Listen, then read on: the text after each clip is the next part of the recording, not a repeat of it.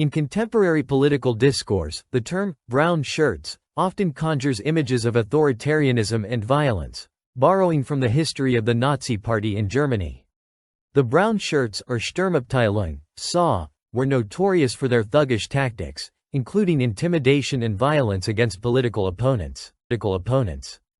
This essay examines how certain factions on the political left employed tactics reminiscent of the brown shirts to assert their ideals while simultaneously projecting their behaviors onto opposing sides.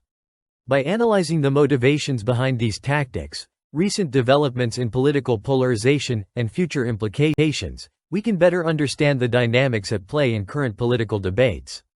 Brown shirt tactics are characterized by aggressive intimidation, mob violence, and silencing opposing viewpoints. Historically, such behavior sought to disrupt political discourse and enforce ideological conformity. In the modern context, some argue that elements of the left have adopted similar methods to achieve their political objectives.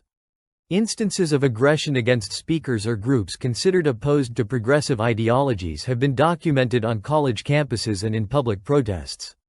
These actions can include the suppression of free speech, physical confrontations, and mob mentality.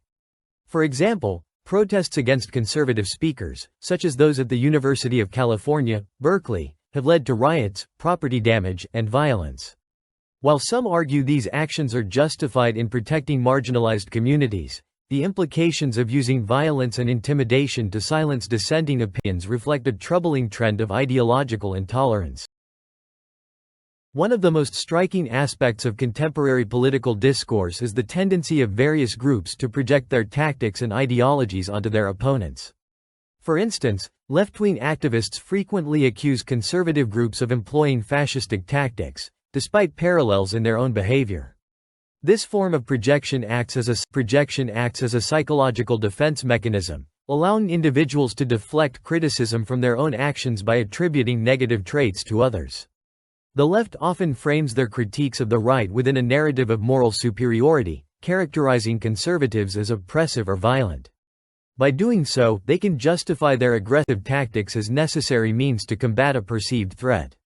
This phenomenon has been notably widespread in social media discourse, where accusations fly rapidly, and individuals are quick to label others as fascists or Nazis. These labels detract from substantive discussion about policies and ideologies, reducing complex debates to simplistic and incendiary terms. The rise of social media has significantly transformed the landscape of political communication. Platforms such as Twitter and Facebook allow for rapid and far-reaching dissemination of information, often breeding echo chambers where aggressive tactics can flourish. Both sides of the political spectrum have used social media to amplify their messages, but the left has sometimes leveraged these platforms to silence opposing views. Cancel culture is a contemporary manifestation of this trend, where individuals or entities face backlash and social ostracization for expressing ideas deemed unacceptable by the left. A notable example includes the backlash faced by figures like J.K. Rowling for her comments on transgender issues. The sustained pressure exerted through social media campaigns often leads to public apologies or retractions, illustrating the power dynamics at play. Critics argue that the left's approach mirrors brown shirt tactics in the sense that it seeks to eliminate dissent through intimidation rather than promoting construction. Political polarization in the United States has intensified divisions between the left and the right, creating environments where compromise is increasingly challenging. This polarization fosters scenarios where both sides view each other with suspicion and hostility. Activists on the left often perceive themselves as defenders against a regressive force embodied by the right, leading them to justify tactics that align with historical authoritarianism. The recent rise of extremist groups on both sides shows that the implications of this polarization extend beyond rhetoric; they manifest in real violence.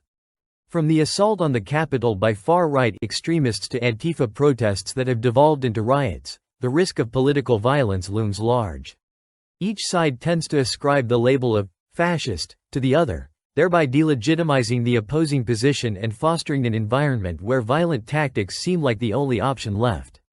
As both the left and right continue to entrench themselves in their respective camps, the implications for future discourse remain concerning. The increased normalization of aggressive and intimidating tactics can lead to an escalating cycle of retaliation. If both sides continue to employ strategies reminiscent of the brown shirts, political dialogue may deteriorate into outright conflict. One potential future trajectory involves loss of faith in democratic institutions. When factions believe that dialogue and reasoned debate are futile, they may turn to more insurrectionary approaches. This shift could pose serious threats to social stability and the rule of law, necessitating a concerted effort for reconciliation and dialogue. Engaging with opposing viewpoints remains vital to a functional democracy. If individuals on the left and right can begin to acknowledge their similarities, the tendency to adopt aggressive tactics when threatened, there may be hope for creating a more constructive public discourse. Moving towards a culture prioritizing respect for differing opinions can help mitigate the cycle of aggression seen today. The projection of tactics and ideologies between the left and right presents a serious challenge to political discourse and societal unity. By adopting brown shirt tactics, certain factions on the left mirror the behaviors they condemn in others, while also reinforcing a narrative of moral superiority. The implications of this projection extend to political polarization, the sanitization of confrontational discourse through social media, and the potential for future extremism. Ultimately, fostering an environment where civil discourse can thrive is essential for a healthy democracy. Temptation to resort to intimidation and aggression may arise from fear of ideological threats. Recognizing the dangers of such tactics is critical. Both the left and the right must strive for open dialogue if they hope to bridge the deep divides threatening the future of democratic government.